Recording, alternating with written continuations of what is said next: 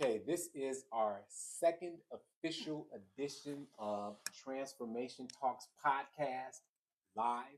We do this on Wednesdays, and we do this for the purpose of bringing the information that we know as transformers, as a judge, as a chief probation officer. We want to bring this information, tie it all together, and try to help you uplift your life, avoid derailment, and avoid negative interaction with the legal system. And I should add avoid crash out, because she just had a crash out before we started. I don't even know if we're going to talk about the crash out, but she got a lot of things going on, juggling a lot here at the court with her business. So you had a crash out. Good morning, everybody. All right, good morning, everyone. So today we want to talk about this. I'm going to answer your questions, and she's going to answer your questions too. But our broad topic today is this. There's a statistic that says 1 in 5 working individuals have mental health issues. I think it's issues, right? Yeah. And the reason we're going to talk about this is because there is a distinction that needs to be made between mental health issue. Yes. What else? And illness. Illness. Yes. Diagnosis. So label. all of the above. Okay, all right. Right, because they're all getting grouped together in conversations throughout social media and, in different circles. Like, why do you have a problem with these? Why, as a budding therapist, because that's what she's moving toward. Hopefully, she'll remain budding therapist, part of the court and stuff like that. But social worker already. Okay, yeah, definitely a social worker at this point. So the question is, why should we care about the different labels? Why should the regular person that's watching us now be concerned about whether or not they have a mental health issue, diagnosis, illness, or is it just simply, I'm stressed out, Mrs. Banks? Yes. So we should care because we don't want to create a larger problem than what we really have. And I don't want us to focus so much on, labeling everyone with mental illness can bring about this level of accommodation, and it could remove the accountability from people. Like, sometimes when people, like, there are people who actually have mental illnesses, like actual diagnosis, actual chemical imbalances, actual, disorders that have developed over time, but then there are regular stressors of life. And so many people are just going through life and just having this human experience, and they're starting to say that they have these diagnoses, and then they're holding on to those self-diagnoses, and they're removing the personal responsibility and accountability that it takes to actually live your life well. Okay. And Mrs. Banks, she's probably trying to ignore it, but she could tell when I start smiling a certain way, something has come to my mind. So what are you thinking? That she's not probably not going to agree with. What about all of my love you to death, love you to life? What about all of my weed smokers out there who say, you know what, I need this to cope. I need to, I have this anxiety in my life. This calms me down. It's funny because to support the desire to smoke, sometimes you attach yourself to the label. It's like, okay, I saw this Key and Peele. I love them, right? Isn't that pronounced right? Key and Peele. Key and Peele. There's this one skit where they're like, hey, if you go in there and say, tell him anything and you're going to get your prescription. He walks in, the doctor said, how you doing, sir? He says, I have AIDS. So he was, but his point was, he was willing to accept any label to be able to support that habit. Right. To be, yeah. So what's the difference? Where as a judge and a chief probation officer, where do we stop and say, you know what, you don't need marijuana to ease yourself. You're accepting this label. Well, Judge, I think that we still have to respect the field and the medical professionals. So if our clients do come to us and they do have a documented diagnosis, and but it's easy to get. Yeah, it is, but there always going to be some people who just slide through the cracks, right? And we're not going to be able to stop that. But some people have issues, and this medical marijuana have proven to help them cope. Now, coping could be, it could be argued, right? People were coping or not coping for thousands of years. You're right. But coping can be argued. So if that is if that is a part of their treatment plan, then we have to respect the medical. We have to respect the medical professionals. We have to respect the mental health professionals. But we do know that there are going to be some people who do whatever they can, to get the medical. And honestly, they don't have to go through that trouble anymore because now it's legal, right? Recreational use Basically, is legal. in, And so, in Ohio for sure. yeah, in in many Ohio, states. right? And so many people are just smoking, and they're saying now, like they have free reign to just say like, this is how I cope with life, this is how I deal with the stress of life. And so those are the people that we're talking to, because we know outside, again, what happens outside that clinical room with them in the professional, like we are trying to show people how to actually transform their life. We're not really just giving them band-aids to put on their problems. So we're actually trying to help people face their selves, and not medicated necessarily. yeah, not long term, right? Like we know that is an unsustainable solution, right? That's her favorite statement. Right. Because I'm looking for sustainability. So to say marijuana is my way to cope for the rest of my life is unsustainable. Absolutely. Okay, Like that's unsustainable. And it's unsustainable without ignoring, right, the other impact that it will have on other areas of your health, especially, we all know that this medical marijuana and all, like this ain't regular weed we talking here. Mama's old So weed. Absolutely. So we're seeing you in our courtroom, in our space, and even in the medical profession, like we're seeing the impacts of this lab created weed, right? Yeah. So it does have impacts on other areas of your life. So you don't want to fix one problem and have 10 more. I'll tell you, I'm not as against marijuana as it may seem, and I'm still a judge, right? Do y'all believe that? That's my profession. Do you believe that? So because I have, look, what do you say? Some of my best friends smoke weed. But no, I have people around me who smoke weed. Yeah. I don't judge them. I accept them. I Absolutely. love them, right? Absolutely. But I do internally question the sustainability of it. Absolutely. The sustainability of being an active yogi and smoking marijuana, not a passive one, and I'll explain that if I should. Mm-hmm. The sustainability of being a bodybuilder or a weightlifter or a marathon runner and using that, because like we said, all these different effects that's going on in our bodies, you don't know the body. Like we think we know what's going on, but we don't. And all these little nuances could change anything in an instance. So I believe also, like you're saying, that it's not sustainable. There are times when I go home from court and I'm stressed out and I'm looking like, for a drink or something, right? Not to go blow one. But I could, right? I could do that. But for me, I already know based on what I've lived and who I am, it would be a short-term solution. Right. That's a whole nother topic we can talk about, because a lot of people think it's short-term and it becomes an addiction. Right. Exactly. Like, exactly. But how, do you see people on probation or coming to you for counseling or coaching who cannot recognize that they're addicted to something? They keep saying, well, I'm only doing it because in reality, well, I think if you can't stop, you're addicted. Yeah, and I don't think that that's exclusive to weed smoking. I just think that's true for any addiction, and anybody who's struggling with addiction often don't see that they are addicted. Oftentimes they do feel like they're more in control when they're not. But I see people all the time. So I think that's my fear. Just like you cleared your position on it. Like I'm not against weed consumption either. Like I wonder. It's a. I wonder how far that can go.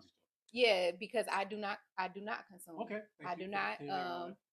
But I don't knock anybody. My concern is just always the sustainability of anything. Like just like I will warn my friends who drink soda all day long, I will warn my friends who consume all day long. Like, are you thinking about how this is going to impact your brain or your body years down the line? And that's the only thing, Judge, like that I'm concerned with.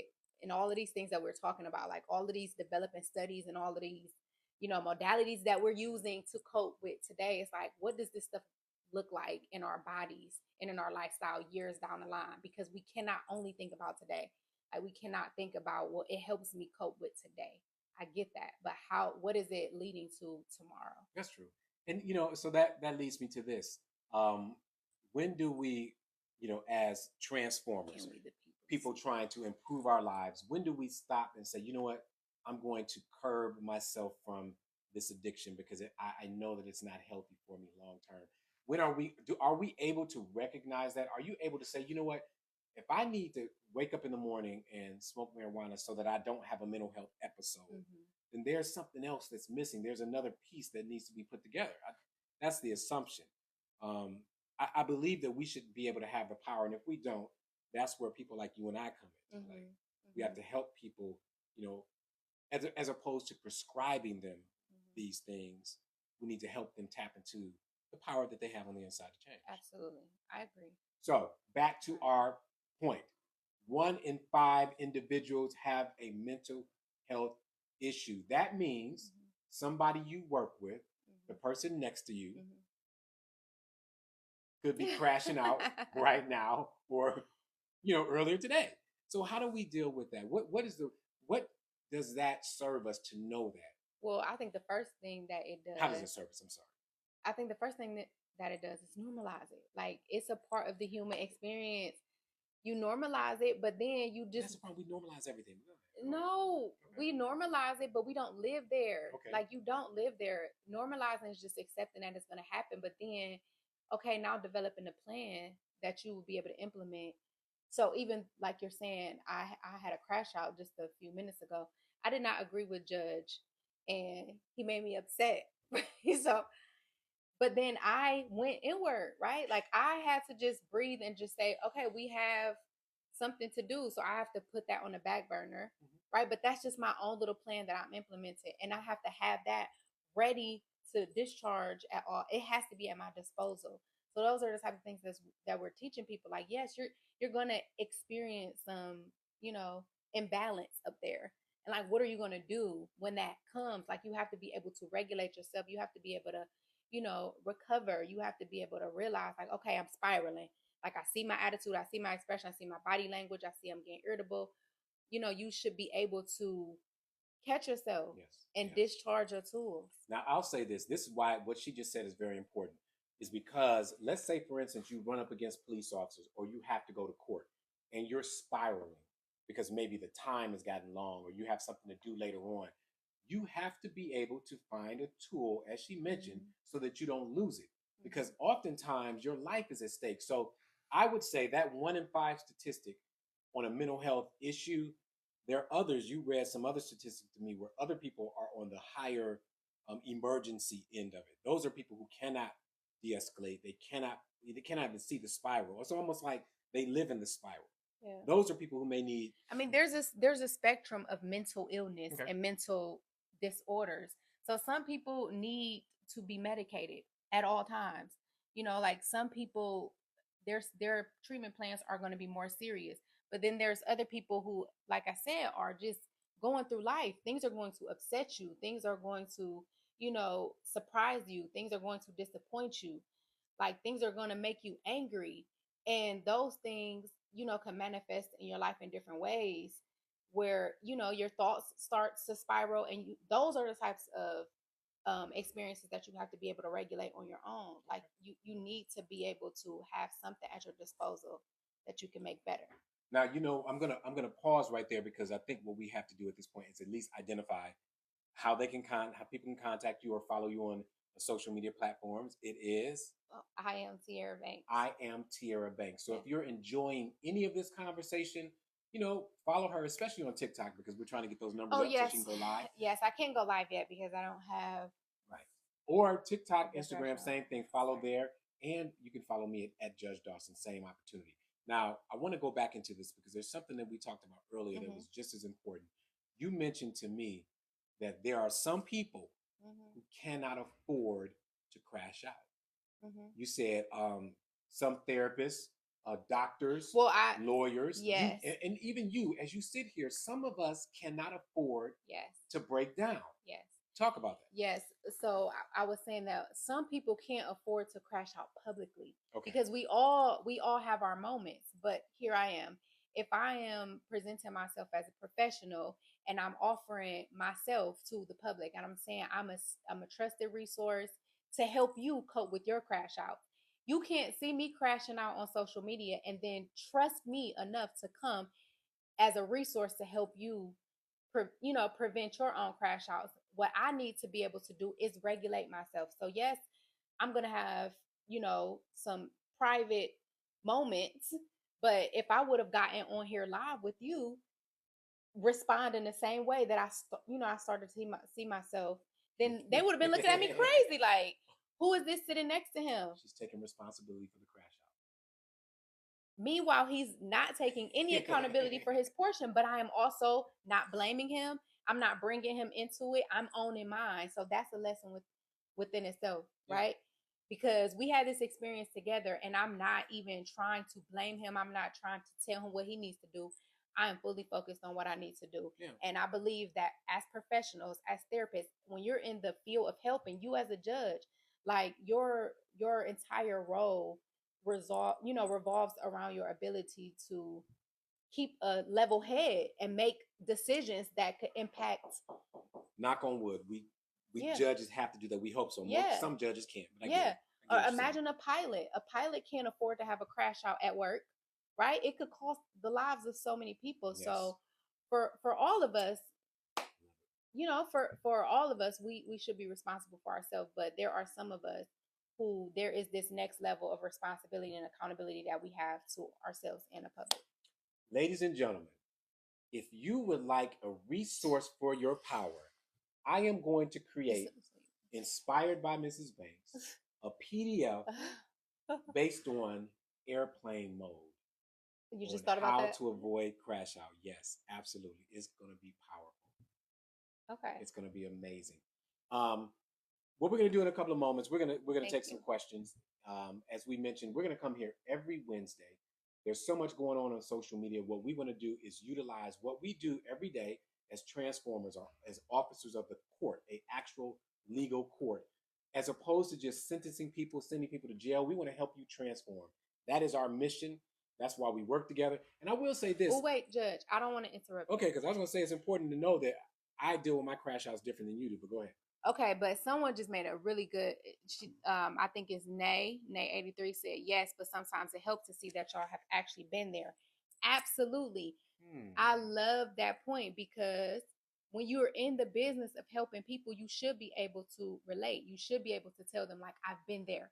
But it's from a point of teaching, right? Like, you can't see me lose my stuff, and it cost me some things, right?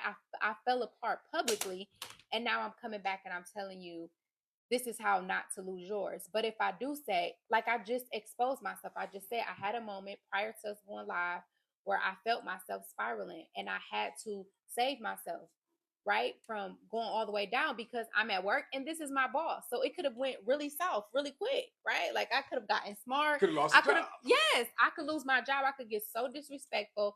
I could want to hold my position so strongly, which we see all the time. And he could have gotten, upset to the point where he dismissed me from my at-will position, and it would have cost me. But instead, I have to pull myself back in, realize where I am, be respectful, hold my position, but not so strongly, where it cost me my job. And I will say this, what we're talking about, you're right. So it's good to know, and we're going to actually look down and take some of these questions. We've allowed Instagram to join us. Instagram, we are live on TikTok. Transformation Talks on our Wednesdays. The School of Transformation is what we do in this court. But I will say this. Let me pause and say for a moment. Even we're using a crash out as an example. There really was no crash out. I mean, there was nothing that serious. In this court, what I utilize with the wonderful people that I have working for me, I know their talents, I know their ability. So what I do is sometimes I tap into their expertise, and we go into questions and we talk about things that we know can be a little controversial, not discriminatory, not racial, not anything inappropriate, but just controversial topics. So I know it's going to evoke a little bit more emotion. Yeah. And same thing here. So it wasn't anything major. It's just something we just didn't agree on something, and that happens oftentimes. But it's not about how we handle the business of the court. Yeah. Now I seen two things. One said, where do you crash out? Do you do it privately because you need to have a place to release? Okay. You can answer that. Okay. And then I saw another thought about teachers, I believe. So if I'm saying this incorrectly, because the comment scrolled really quickly, but it says something about teachers caught drinking to chill. Okay. So can you address those things? Great question. So for me as a judge, Mrs. Banks stated it perfectly. First of all, if you've been following me, if you know my platforms, I never profess to be a perfect person at all. I'm just a person that's blessed to be in this position. I've made tons of mistakes, and but for the grace of God, I wouldn't be here, right? So I crash out too, but I intentionally crash out in private. Yes. Intentionally. Yes. Wait, can you say that again? Because that's going out of style. Like everybody wants to bring their whole authentic self to every situation. Right. No. So can we put emphasis on the fact that there still needs to be a professional and a private self? Yes, I intentionally crash out in private. You know, if you want to know, because we're gonna grow together. I may go see, you know, my mother, and she's no longer alive, so I may go to her graveyard where she is. What's it better? Her final resting place. Yeah, her final resting place. I may go there and sit with my mom for a while and crash out, or I may go home and you know, I may even have a drink, right, or talk to my wife. I won't crash out with my children, right, because I'm trying to, you know, be an example to them. But the bottom line is you have to have a place to crash out in private, because if I do it as a judge, I can lose everything I've worked for. If you do it as a truck driver, right, and you're in the bar crashing out, drunk driving when you go home, that could ruin your career. You can get a ticket. Right. If you are a teacher and you're you know, I trust you with my children, but on the weekend I see you toasted in a bar, that's gonna, you know, limit your credibility. Same thing with me as a judge. If I come down on you drinking and driving, but you go to the bar and you see me drinking and you know I'm gonna drive, how do I have authority? And you've lost your influence. Yes. You keep your authority as a judge, but you've lost your influence. Now they don't respect you. And you listening, we all have areas of influence that we should care about. So crashing out is something we should do privately. Now we're going to take more questions. And again, I'm going to reiterate for our Instagram family who just joined in. We started this conversation. It's called Transformation Talks. It's a podcast. It's live. But the statement was 1 in 5 working individuals are dealing with some type of mental health issue. And that's where we started. What was it you want to... Looks like you're ready to correct me already, because you said it's either issue, crisis, diagnosis. Working individuals, just 1 in 5 adults. Just 1 in 5 adults, right? It could be people that's sitting at home. They don't necessarily have to be working, but 1 in 5 adults will experience it. Judge, the one thing I was thinking of, like for anybody who joined us later in our conversation, like even when you have a private or a public crash out, we're using the word crash out just because that's the word that's being used, but not crashing out to the point of destruction. So we're talking about you do need a place to release, but it still needs to be I don't want to say productive, but productive, you know, right? Like your crash out cannot be at the expense of those around you. Like anybody. No, it cannot be. Like you can't destroy property. You can't, you know, you don't want to have to recover from your crash out. It costs you money. You lose stuff. You go home. We talked about Judge, you know, possibly going home and having a crash out with his wife. He's not going to beat his wife. He's not going to go off on his wife. He is going to release, you know, his emotions are going to be more raw there, but it's still not going to be destructive to her or to him, even privately. Absolutely. Right. So you have to have a safe place to crash out. In a safe way. In a safe way. And again, to restate that, you can't harm anybody. And think of it like this. If we acknowledge that 1 in 5 people are dealing with something, you know, every now and then, do you want to be the victim of someone else's crash out? No. If you're driving down the street and someone's losing control and they just lose it behind the wheel, you don't want to be a victim of that. Right. Or if you go to McDonald's, you don't want your kids to be. No. Or if you go to some place to place an order and the teller is having one of their episodes, you don't want to get the brunt of that. Absolutely. So every one of us, we have a responsibility to try our best to manage our emotions and even manage our mental crises, right? Yeah. We have to manage them best we can. And if we don't, we have to practice mental wellness. And if we don't know how to, we have to connect with someone, a coach, a therapist, someone who can help us learn how to do it. Absolutely. There was this situation I just saw early in our city, but you know, a prominent individual in our city went to visit his kid's school either this morning or yesterday morning. Okay. But he parked in a parking space, and did you see it? Was that local? Yeah. Okay, tell me about that. I saw a little bit of it. Yeah, so he parked in a parking space, and the employee, I guess, who parks in this parking space every day, it's not like ordered. It's not like, you know, reserved for her. but it's, it's just hers by habit. She was cussing at him and went off, and early in the morning, and he happened to be a parent at this school, and he was, she was very derogatory, and his stance was, wow, like, it's early in the morning, you're coming to work at the school with kids, Right. like, and this is the attitude that you have. Like, was that a crash out? Right. Yeah. You know what? Was that a crash out, or was that a revelation of someone's personality? I mean, But it probably was a crash out. It could have been either, because it was triggered. A crash out is based on something being triggered. Yeah, and it was triggered by him being right. And there was another staff member that attested to her going off on him about the, parking space another day. But is this one, is this said individual, is she not able to control herself? Is she crashing out? Yeah, and that person has, like we said, because she represents classroom and or school. Yeah, she has a responsibility to manage her crash outs. Yeah, to manage the wellness. Everything. This is a really big deal these days. Emotional regulation is the key to everything, but truly the best way is just sobriety. Oh, Judge is going to love that one. If I drink, I lose control. Took me 37 years to realize it. That's wisdom speaking, though. I love that. That's wisdom. And she said sober, or they said sober, 18 months now. Okay, so that's on Instagram. Now, yes. I will say that. So that's why we do this this podcast together. Mm-hmm. We're traveling down the same road and trying to transform lives. But oftentimes we could be in a different car, right? So I am a proponent of that.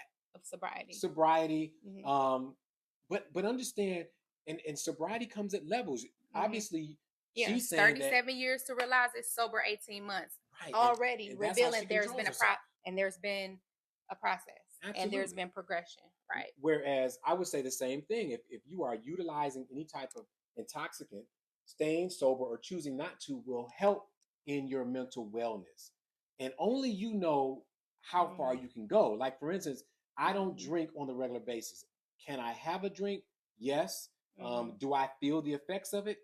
Yes. It's amazing how many people say they don't. So I do. So I know I need to be in a certain environment. Remember, we had a conversation with somebody that said, what is it?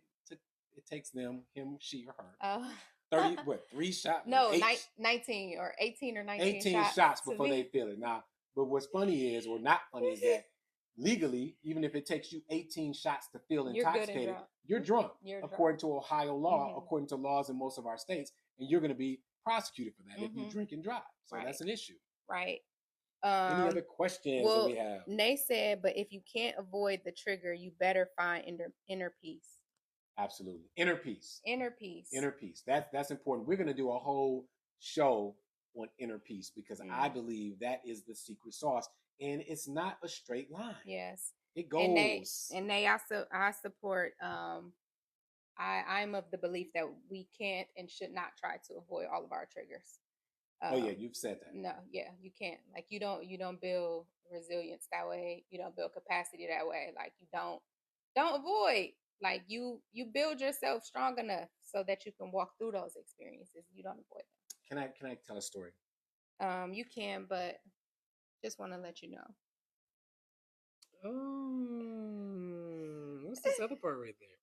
It's at 12. Oh, okay. All right, so we only have a few more minutes. So here's a story, everyone.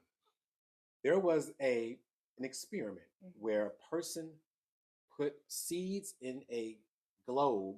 It was kind of insulated, and wanted to see if they could build trees in an environment that was controlled. Okay.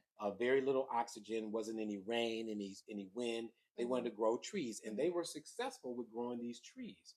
So when they finally opened up the globe, the trees were exposed to the environment, and as soon as the first storm came, the tree broke in half. Right? Because adversity triggers all of these things. They build our resilience. On the other end of the spectrum is that trees that grow up from the ground and they have to fight the wind and they get pushed here and there, but yet they still grow.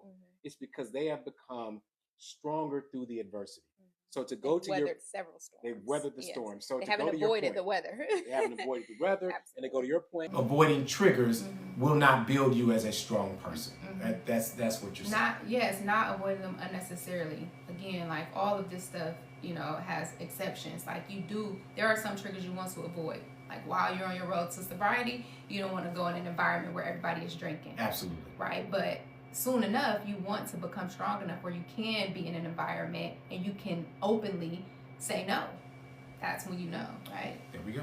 Yeah. All right, ladies and gentlemen, we are going to conclude here because there are things we have to do in our professional life. But you will catch us every Wednesday at 11 o'clock. I think we're a little late today because Mrs. Banks was...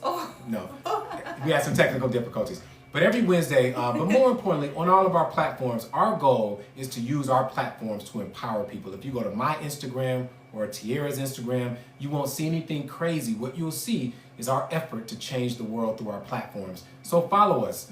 Everything for me is at Judge Dawson. And I am Tierra Banks.